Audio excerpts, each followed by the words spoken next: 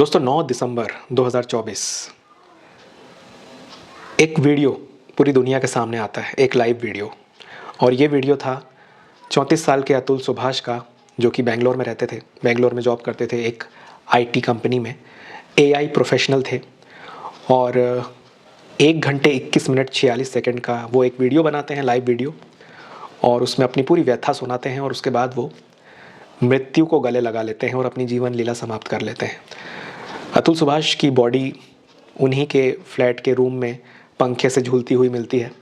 और वो जो वीडियो था उसमें जो बातें अतुल ने बताई, वो जब पूरी दुनिया के सामने आई तो एक बहुत बड़ा सवाल पूरी दुनिया के सामने है कि क्या महिलाओं के हक के कानून बेचारे जो निर्दोष पुरुष हैं उन पर थोपे जाते हैं, उन पर किस तरह से इस्तेमाल किए जाते हैं और उनका टॉर्चर एक्सटॉर्शन किया जाता है। ये सब कुछ पता लगा उस वीडियो में। और क्या थी पूरी घटना, क्या थी पूरी कहानी, ये सब जानेंगे आज के इस वीडियो में। शुरू से आखिरी तक बात करूंगा दोस्तों, कहीं मत जाइएगा इस वीडियो को छोड़ करके, क्योंकि ये वीडियो में आपको सारे सवालों के जवाब मिल जाएंगे आपके कि क्या था मामला। कई लोग हैं ना जो देख रहे हैं इंटरनेट पे कि भाई था क्या, देखें तो बहुत सारी टेक्निकल चीज़ें आपको वीडियोस में देखने को मिलेगी, जुडिशियल सिस्टम में धाराएं, ये वो। ये वीडियो बहुत सिंपल है और हर आम व्यक्ति इस वीडियो को समझ पाए, देख पाए, जान पाए कि क्या था पूरा मामला, इसी को सोच के मैं ये वीडियो बना रहा हूँ। तो शुरू से शुरू करते हैं। नमस्कार दोस्तों, मेरा नाम है अमन कुमार शिंदे और आप देख रहे हैं मेरा यूट्यूब चैनल द केस। दिसंबर 2018 इसकी शुरुआत होती है, इस पूरे घटनाक्रम की शुरुआत होती है दिसंबर 2018 से, जब पहली बार बिहार के समस्तीपुर के पैतृक घर के रहने वाले अतुल सुभाष, जो कि बेंगलोर में बाद में जॉब के सिलसिले में शिफ्ट हुए, वो मैट्रिमोनियल वेबसाइट पर एक प्रोफाइल देखते हैं। और वो प्रोफाइल थी यूपी के जौनपुर की रहने वाली निकिता सिंघानिया की। दोनों को एक दूसरे की प्रोफाइल अच्छी लगती है। जनवरी 2019 में दोनों इंगेजमेंट करते हैं और इंगेजमेंट के 2 महीने के गैप के बाद 26 अप्रैल 2019 को ही दोनों परिणय सूत्र में बंध जाते हैं, शादीशुदा जीवन में आ जाते हैं। अब यहाँ पर एक चीज़ नोटिस करने वाली थी कि इंगेजमेंट जब हुई थी इन दोनों की, तो उसके बाद इनकी फ़ोन पर बातें होती थी, अतुल सुभाष और निकिता सिंघानिया की। तो अतुल सुभाष जो थे थोड़े बातूनी किस्म के इंसान थे, जो बहुत बातें किया करते थे। पर वहीं निकिता सिंघानिया बहुत लिमिटेड शब्दों में, बहुत तोल मोल के, बहुत कम हिसाब से बात किया करती थी फ़ोन पे। तो यहाँ पर अतुल सुभाष को लगता है कि एक बीवी में सबसे अच्छी क्वालिटी यही होती है, कम बोलना, है ना, कम बोले, चुपचाप रहे, लिमिटेड दायरे में रहकर बात करे। तो ये अतुल को अच्छा लगता था कि चलो एक आदर्श पत्नी में और क्या चाहिए होता है किसी पति को, कि पत्नी कम बोले। और यहाँ पर ये चीज़ देखने को मिल रही थी अतुल को। तो अतुल को लग रहा था कि ये मैं सबसे बेस्ट डिसीजन ले रहा हूँ अपनी लाइफ का। और 26 अप्रैल 2019 को इन दोनों की शादी हो जाती है। पूरा परिवार बड़ा खुश था। शादी के बाद 2 दिन के लिए अतुल और निकिता पहुँचते हैं अतुल के पैतृक घर समस्तीपुर, बिहार। 2 दिन की कोई पूजा थी वहाँ पे, तो 2 दिन वहाँ रुकने के बाद ये वापस आते हैं बेंगलोर, जहाँ पे अतुल सुभाष की जॉब थी। और बेंगलोर आने के बाद फिर ये प्लान करते हैं, ये शादी के बाद की ही घटना बता रहा हूँ मैं, लगातार दिनों की जो है। बेंगलोर वापस जब ये आते हैं 2 दिन की पूजा के बाद, तो अब ये प्लान बनाते हैं मॉरिशस हनीमून मनाने के लिए, जाने के लिए। तो मॉरिशस ये जब जाते हैं, तो जब ये मॉरिशस पहुँचते हैं तो वहाँ पर निकिता की कुछ अजीब आदतें देखने को मिलती हैं, अजीब हरकतें देखने को मिलती हैं अतुल को। जैसे होटल रूम में सामान भूल जाना, बस छूट जाना, उसके बाद हंसना। तो ये थोड़ा सा अजीब सा लगता है कि यार यार ये ऐसी हरकतें कर रही है, ऊपर से हंस रही है, कुछ अजीब सा लगता है अतुल को। तो वहाँ अतुल पूछता भी है कि निकिता तुम्हें क्या हो गया है, मतलब ठीक हो तुम? तब निकिता कहती है कि मुझे शादी नहीं करनी थी, मैंने प्रेशर में आके ये शादी की है, दबाव में आके ये शादी की है, मैं तो नहीं करना चाहती थी शादी तुमसे। तो यहाँ अतुल को झटका लगता है कि ये क्या कह रही हो तुम? मैट्रिमोनियल वेबसाइट पे हम दोनों ने एक दूसरे की प्रोफाइल पसंद की, इंगेजमेंट के बाद हमने फ़ोन पे बात भी की, कहीं तुमने इस बात का जिक्र नहीं किया कि मैं शादी नहीं करना चाहती। अगर ऐसा था तो मैं खुद ही मना कर देता तुमको, तुमने क्यों शादी के लिए हाँ किया? बट ये मामला फिर वहीं तक सीमित हो गया। यहाँ पर अतुल को पहली बार ये समझ में आया कि निकिता जो है उसका मन नहीं था अतुल से शादी करने का। पर ठीक है, ये वापस आते हैं अपने हनीमून से, जैसे तैसे हनीमून के कुछ दिन वहाँ व्यतीत करते हैं, वापस बेंगलोर आते हैं। और बेंगलोर ये जब आते हैं, अपना जीवन यहाँ से शुरू करते हैं, थोड़े ही दिन बाद जो है निकिता प्रेग्नेंट हो जाती है। अब जब निकिता प्रेग्नेंट होती है तो दोनों परिवारों में खुशियों की लहर जाग उठती है कि अरे अब नया मेहमान आने वाला है। अब निकिता की प्रेगनेंसी जब होती है तभी से, जैसे ये सब शुरुआती दिनों की बात थी, निकिता और अतुल की शादी होना, फिर इनका 2 दिन के लिए बिहार जाना, फिर वापस आके मॉरिशस जाना, फिर वापस बेंगलोर में आना, फिर निकिता का प्रेग्नेंट होना। इसी दौरान से ही अतुल के घर में निकिता को कोई काम नहीं करना पड़ता था। जिस फ्लैट में ये रहते थे बेंगलोर में, जहाँ अतुल की जॉब थी, वहाँ का बता रहा हूँ मैं आपको, 1 BHK अपार्टमेंट में ही रहते थे। तो वहाँ पे झाड़ू पोछा बर्तन के लिए मेड लगा कर रखी हुई थी अतुल ने। सारा पैसा अतुल ही देता था, ऑब्वियसली अतुल ही देगा क्योंकि अतुल ही कमा रहा था। कंप्यूटर साइंस दोनों ने किया हुआ था, कंप्यूटर साइंस निकिता ने भी किया हुआ था, पर अतुल को शादी से पहले बताया गया था कि ये कोई एनालिस्ट है। बट निकिता दरअसल शादी से पहले किसी कॉल सेंटर पे ही जॉब करती थी बस, ये कोई एनालिस्ट नहीं थी। शादी से पहले बताया गया था कि ये कोई एनालिस्ट है और ये वो सारी चीज़ें, आगे आपको और पता लगेगा। तो अब 1 BHK अपार्टमेंट में जिसमें ये दोनों रह रहे थे, निकिता प्रेग्नेंट हो चुकी थी, वहाँ मेड आती थी, सारा काम मेड करती थी, खाना बनाने के लिए अलग कुक रखा हुआ था इन्होंने। तो अब निकिता को कुछ नहीं करना है, सिर्फ निकिता को करना है तो ये कि आराम करे, अपने होने वाले शिशु की फिक्र करे, उसकी केयर करे और हेल्दी लाइफस्टाइल जिए। बट यहाँ पर निकिता की अजीब सी लाइफस्टाइल देखने को मिलती है अतुल को। जैसे हेल्दी खाना खाने को कहा था गायनिक डॉक्टर ने निकिता की, बट ये हमेशा फास्ट फूड ऑर्डर करके बुलवा लेना, कुछ भी ऐसी चीज़ खाना जो अनहेल्दी है, ऐसा किया करती थी। हेल्दी खाना ये अवॉइड करती थी। घर पे ये कोरियन ड्रामास देखा करती थी, घर पे टीवी चालू कर ली, कोरियन लव स्टोरी देख रही है, कोरियन ड्रामा देख रही है, बस ये देखा करती थी।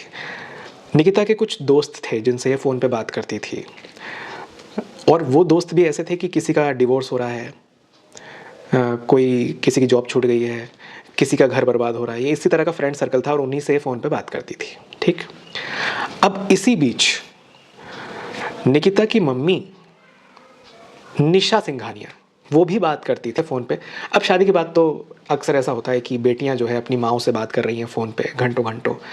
अब यहाँ पे निकिता की जो मम्मी है निशा सिंघानिया, एक तो निकिता प्रेग्नेंट है, निशा सिंघानिया निकिता की मम्मी इससे फ़ोन पे लड़ाई झगड़े की बात करती थी। मतलब वहाँ पे ऐसा हो गया, उसने उसको मार दिया, आज हमारे जौनपुर में ये केस हो गया, इस तरह की बात करती थी, नेगेटिव बात किया करती थी। तो अतुल को बड़ा अजीब सा लगता था जब निशा जो निकिता की मम्मी है वो फ़ोन पे बात करती थी। बाद में निकिता बताती थी कि आज मम्मी ने बताया कि उसने ऐसा कर दिया वैसा कर दिया।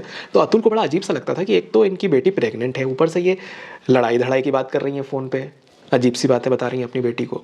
तो यहाँ अतुल का दिमाग ठनका कि यार ये क्या कर रही हैं। साथ ही साथ निकिता की मम्मी निशा सिंघानिया ये भी बोल रही हैं कि तू कोई काम वाम तो नहीं करती ना, हाँ काम वाम मत करना, आती है ना वो मेड झाड़ू पोछा करने सब करने, हाँ उसी को करने देना, तू मत करना।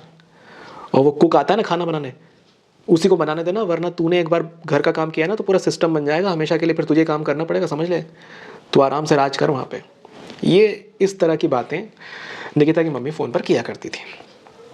तो ये सब कुछ चल रहा था। इसी बीच निकिता के पिताजी की डेथ हो जाती है, और निकिता के पिताजी पिछले 10 सालों से हाई बीपी और हार्ट पेशेंट थे, diabetes high BP heart patient वो थे, 10 साल से बीमार थे। और उनकी थोड़े समय बाद, निकिता की शादी के बाद जो प्रेगनेंसी हुई उसके थोड़े समय बाद उनका देहांत हो जाता है। अब उनका देहांत जब हो जाता है तो परिवार को थोड़ा सा दुख पहुंचता है, ख़ासकर निकिता को। फिर ये थोड़ा सा आगे बढ़ते हैं, इनके यहाँ बच्चा होता है। जब बच्चा होता है तो गर्भ में आने से लेकर बच्चे के जन्म तक अतुल जो है काफ़ी सारा treatment, gynaec doctor best, hospital best, सब कुछ बेस्ट, क्योंकि अतुल चाहता था कि हमारा जो बच्चा हो उसको कोई तकलीफ़ नहीं होनी चाहिए, और ना ही उसने निकिता को तकलीफ़ होने दी प्रेगनेंसी में। इनका बेटा होता है 2020 आते आते इनका जब बेटा होता है, तो बेटे के आने के बाद इनके परिवार में खुशियाँ आ चुकी थी। पर इन्हें नहीं पता था कि थोड़े ही समय बाद से बहुत बड़ा दुख, खासकर अतुल को नहीं पता था कि, और अतुल के परिवार को नहीं पता था कि एक बहुत बड़ा दुख इनके दरवाजे पर दस्तक देने वाला है। लॉकडाउन लग जाता है, फर्स्ट लॉकडाउन मार्च 2020। हाहाकार मचा था पूरे देश में, लॉकडाउन की स्थिति बन गई थी, लॉकडाउन हो गया था। और जब लॉकडाउन हुआ तो यहाँ पर जो है निकिता घबरा गई, क्योंकि लॉकडाउन हुआ तो ना तो खाना बनाने के लिए, बर्तन झाड़ू पोछा करने के लिए मेड आएगी, ना ही कुक आएगा इनका। तो यहाँ पे अब टेंशन में आ जाती है निकिता कि अरे मुझसे बच्चा नहीं संभलेगा, मैं नहीं संभाल रही बच्चे को, मैं कैसे संभालूंगी, क्योंकि सिस्टम बना रखा था ना भाई, निकिता को कोई काम नहीं करना, घर में बैठना है आराम से, टीवी देखना है, कोरियन ड्रामे देखना है अपने, और बर्बाद दोस्तों से फ़ोन पे बात करना है और अपनी माँ से फ़ोन पे बात करना है, बस यही था। और जो मन में आए वो इसको खाना पीना है। ये नॉनवेज वगैरह भी बना के खाती थी, कभी इसको खाना होता था तो ये खुद बना लेती थी कभी कभी नॉनवेज। और अतुल सुभाष का परिवार जो कि पूजा पाठ वाला परिवार था, चूँकि अतुल भी थोड़ा सा मॉडर्न हो चुका था उस वक्त, तो अतुल भी साथ में मिलकर नॉनवेज खाने लगा इसके, और ये सब चल रहा था, ये सब इनकी ज़िंदगी चल रही थी। अब इसी बीच ये हुआ था कि जब प्रेगनेंसी ठहरी, जब ये प्रेग्नेंट थी, प्रेगनेंसी का 7वां 8वां जब महीना था, जब ये बेंगलोर में थी, तब अतुल की मम्मी यहाँ आ चुकी थी बेंगलोर निकिता का ख्याल रखने के लिए। चूँकि बहू प्रेग्नेंट है, ऐसी स्थिति में बहू को कोई दिक्कत नहीं होनी चाहिए, तो इस सोच के साथ अतुल की मम्मी जो है बिहार से ये बेंगलोर आ चुकी थी 2 महीने के लिए, ये सोचकर कि जब तक प्रेगनेंसी डिलीवरी नहीं हो जाती तब तक के मैं यहीं पे रहूँगी। तो यहाँ पे अब जो है फ्लैट में पूजा पाठ का माहौल होने लगा। इनकी मम्मी डेली पूजा पाठ करती थी अतुल सुभाष की, तो पूजा पाठ होने लगा इनके घर पे। पूजा पाठ होता नहीं था इतने दिनों से, क्योंकि अतुल की वाइफ तो कोई काम करती नहीं थी, बस बैठ के टीवी देखना और बस फ़ोन पे बतियाना, यही काम था।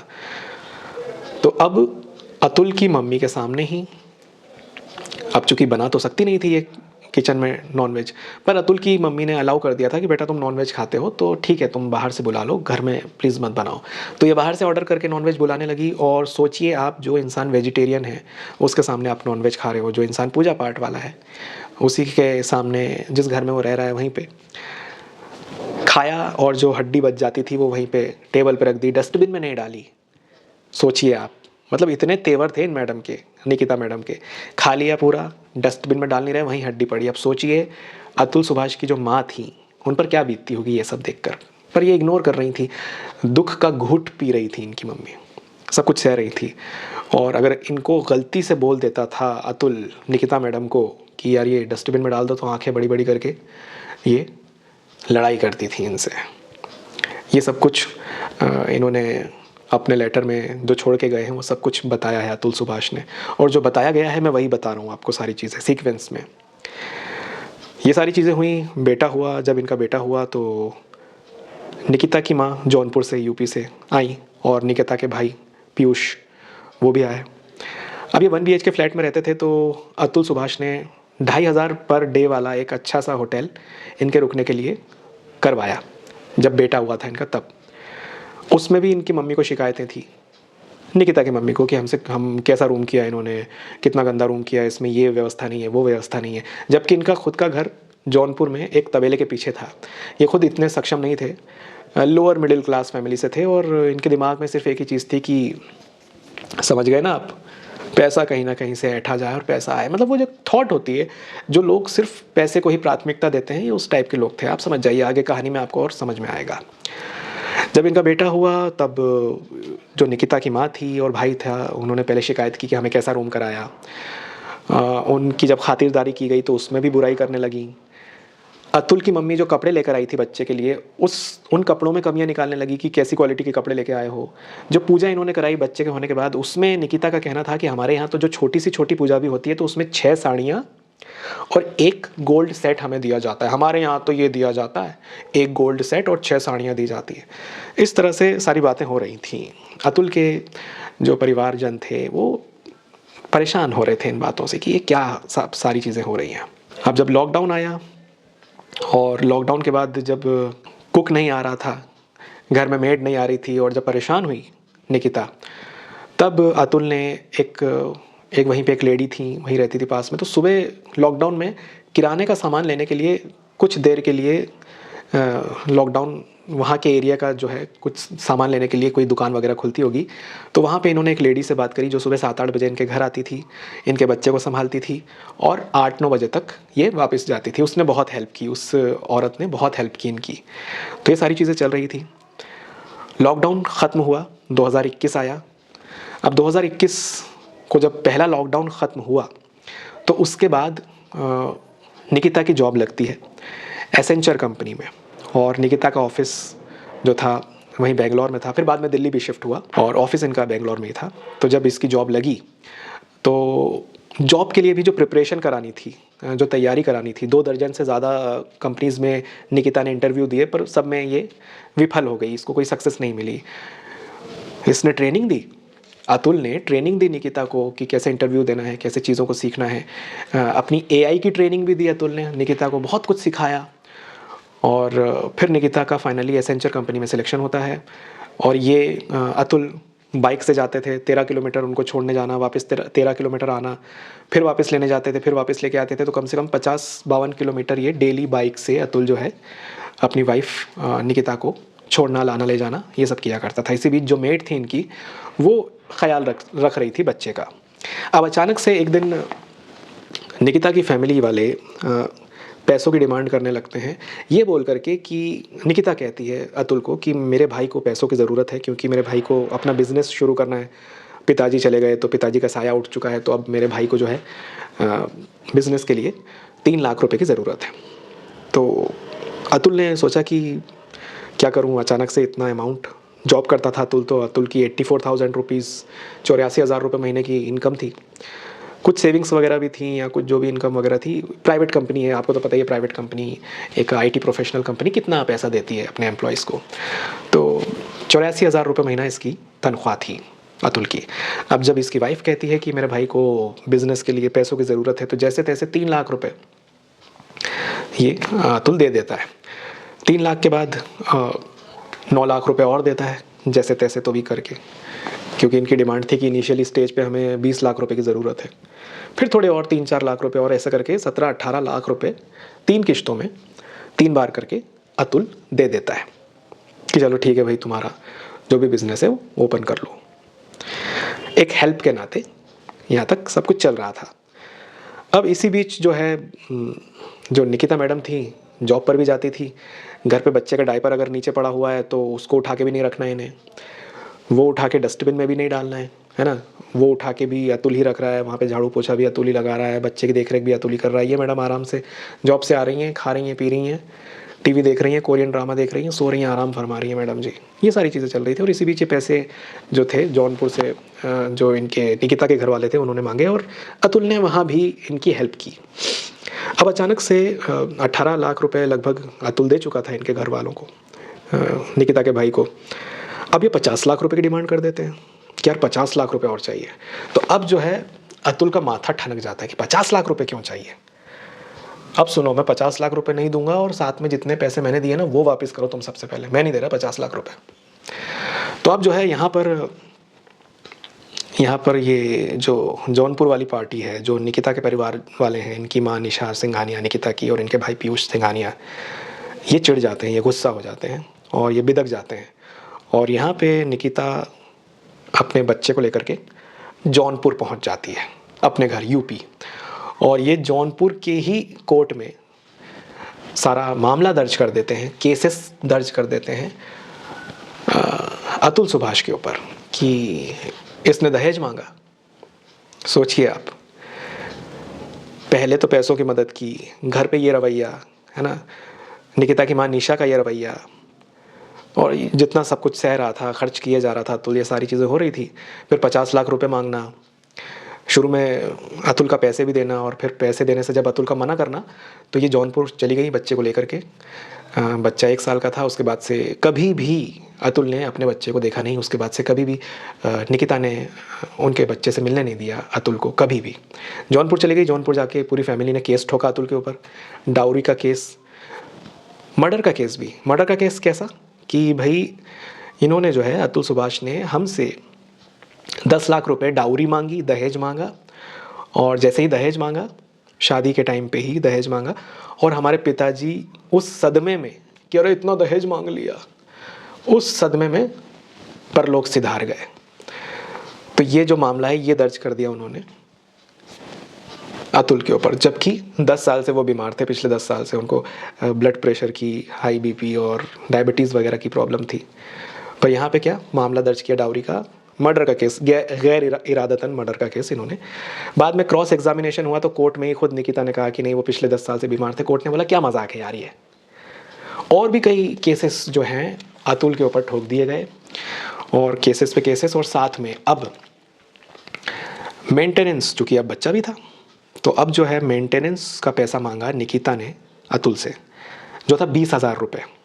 तो 20,000 रुपये पहले तो अतुल ने दे दिए।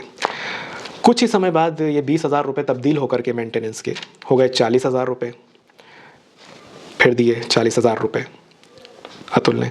फिर ये 40,000 रुपये बढ़कर हो गए 80,000 रुपये। अभी मेंटेनेंस की बात कर रहा हूँ मैं। तो ये सारी चीज़ें हो गई। साथ में केसेस जो दर्ज किए, 9 केसेस, अलग अलग केस दर्ज किए निकिता ने अतुल के ऊपर, और उन केसेस की पेशियों के लिए 120 सुनवाई हुई। उसमें 40 से ज़्यादा बार इसे आना जाना पड़ा बेंगलोर से जौनपुर, और हर सुनवाई में 2 दिन जाते थे। अतुल को बेंगलोर से आना है जौनपुर, जौनपुर में फिर बिहार से भी समस्तीपुर से अतुल की पूरी फैमिली आ रही है, बेचारे मम्मी पापा आ रहे हैं, भाई आ रहा है उसका, परेशान हो रहे हैं।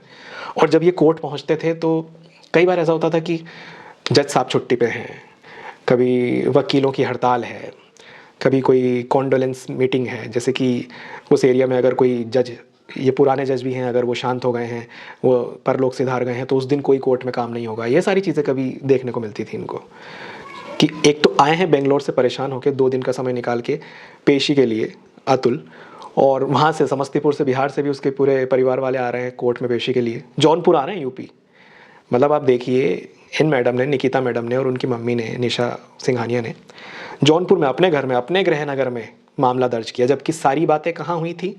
बेंगलोर में हुई, है ना। सारी बातें बेंगलोर में हुई, जितनी भी घटनाक्रम की जो कड़ी थी वो सारी बेंगलोर में हुई, और केस दर्ज किया गया जौनपुर में, इनके घर, इनके गृह नगर में। भैया अपना एरिया है, अपने एरिया में केस चलेगा।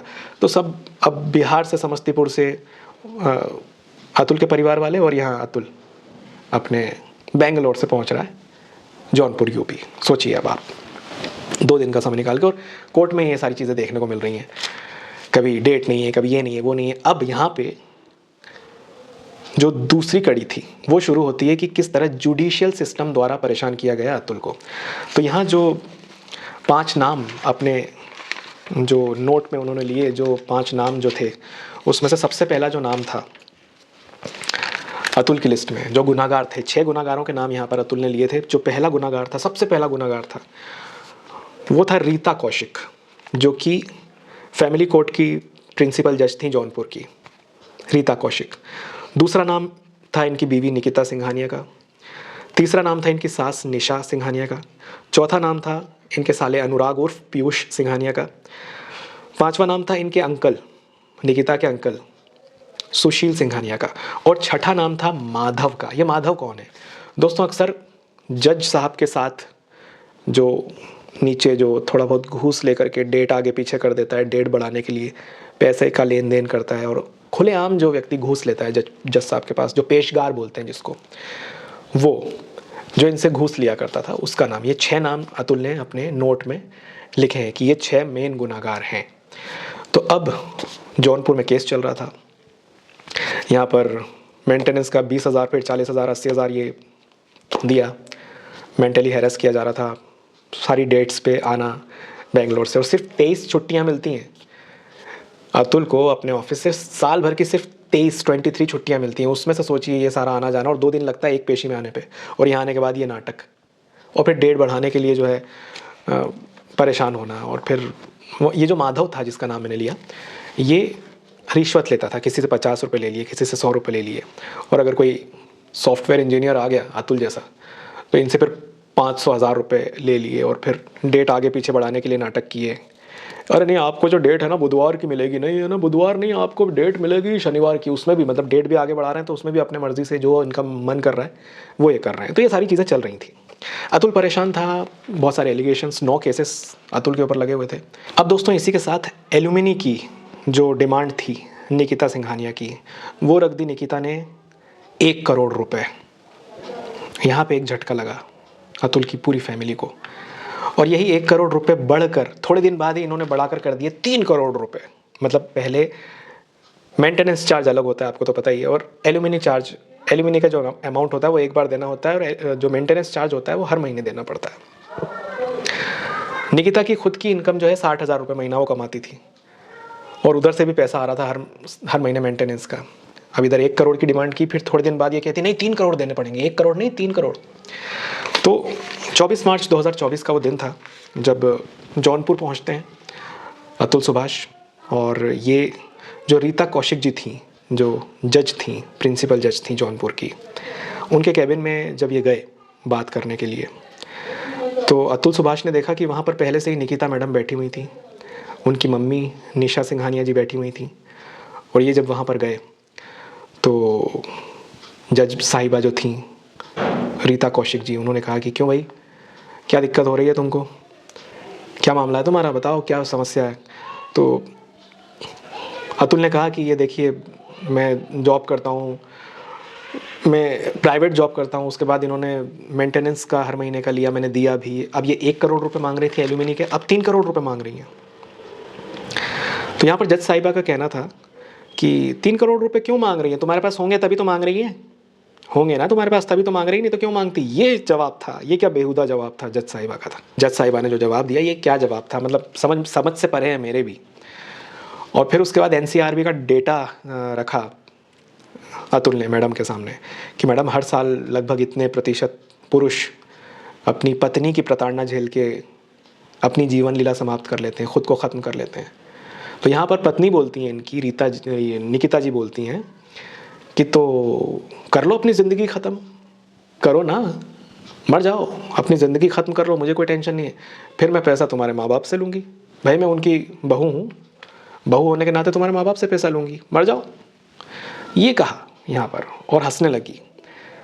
अब यहाँ पर जो था, अतुल के पास कोई जवाब नहीं था, अतुल बस पैर पटक के वहाँ से चला गया।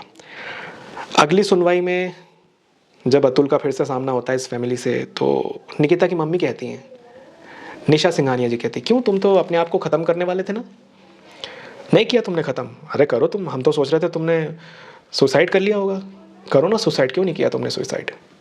ये निकिता की मम्मी कहती हैं अतुल को। अतुल बहुत परेशान हो चुका था, जुडिशियल सिस्टम से भी उसे ये सब देखने को मिला था।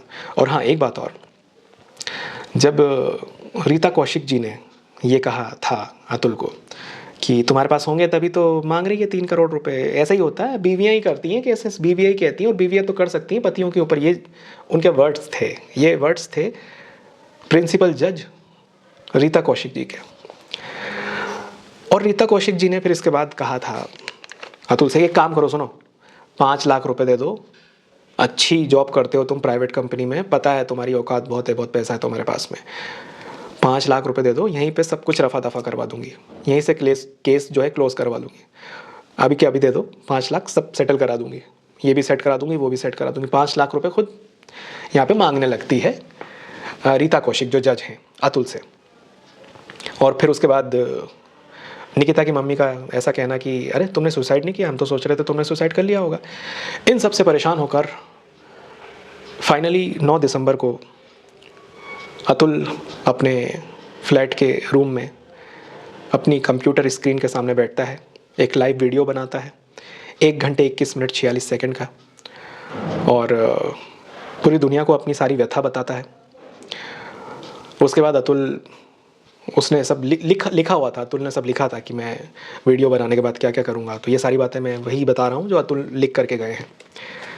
कि उसके बाद फिर मैं नहाऊंगा, वीडियो बनाने के बाद मैं नहाऊंगा, फिर ओम नमः शिवाय का 100 बार जाप करूँगा, फिर ऑफिस के कुछ काम निपटाऊँगा, और फिर जो है अपने आप को ख़त्म करूँगा, सुसाइड कमिट करूँगा। ये वीडियो बनाता है और अपने आप को ख़त्म कर लेता है। इसी बीच जब पूरा वीडियो अतुल का दुनिया के सामने आया, तो उसी वीडियो में 12 शर्तें अतुल ने पूरी दुनिया के सामने रखी। वो 12 शर्तें क्या थी वो मैं आप सभी के सामने आपको बताना चाहूँगा। पहली शर्त ये कि 9 केसेस जो पेंडिंग हैं उनकी सुनवाई लाइव हो, पूरी दुनिया के सामने लाइव सुनवाई हो। ऐसे ही नहीं कि बस सुनवाई हो गई ख़त्म हो गया, लाइव हो पूरी सुनवाई जो उसके ऊपर केसेस लगे हैं। दूसरी शर्त, इस वीडियो को, जो वीडियो मैं बना रहा हूँ, अतुल ने अपने वीडियो में बोला था कि इसको एविडेंस के तौर पर कोर्ट एक्सेप्ट करे, ये एक एविडेंस का काम करे मेरा वीडियो। तीसरी शर्त, रीता कौशिक जो जज हैं उनके चलते इंसाफ कभी नहीं मिलने वाला, क्योंकि वो जौनपुर की कोर्ट की प्रिंसिपल जज हैं। ये केस ट्रांसफ़र किया जाए बेंगलोर, क्योंकि मैं बेंगलोर से जौनपुर बार बार मेरी फैमिली परेशान नहीं होगी, और इसीलिए तुरंत शिफ्ट करके इसको बेंगलोर रेफ़र किया जाए इस केस को। अब बेंगलोर में सुनवाई हो पूरी। चौथी शर्त, चौथी इच्छा, चौथी ख्वाहिश कि बेटे की जो कस्टडी है, जो अतुल का बेटा है जिससे मिलने नहीं दिया था निकिता ने, उसकी कस्टडी अतुल के घर वालों को मिले, अतुल के मम्मी पापा को मिले, अतुल के भाई को मिले। और मेरा भाई बहुत अच्छा इंसान है, वो उसकी बहुत अच्छे से देख रेख करेगा, क्योंकि मेरी जो वाइफ़ है वो तो कभी वैल्यू सिखा नहीं सकती मेरे बच्चे को, इसलिए जो कस्टडी है वो मेरे बच्चे की मेरे घर वालों को दी जाए, मेरे माँ बाप को, मेरे भाई को दी जाए। पाँचवीं इच्छा, जब मेरा अंतिम संस्कार हो रहा हो, अतुल ने लिखा कि जब मेरा अंतिम संस्कार हो रहा हो तो मेरी लाश के आसपास, मेरी बॉडी के आसपास, उस पूरे एरिया के आसपास उसका ससुराल का कोई भी व्यक्ति ना आए, कोई भी व्यक्ति ना आए। छठी इच्छा, इन 6 लोगों को अगर सज़ा नहीं मिलती है, जिन 6 लोगों का नाम लिया अतुल ने अपने वीडियो में, तो उसकी जो अस्थियां हैं वो कोर्ट के सामने ही कोई गटर होगा उसमें बहा दी जाएं, अगर मुझे न्याय नहीं मिलता और ये 6 लोगों को सज़ा नहीं मिलती है तो।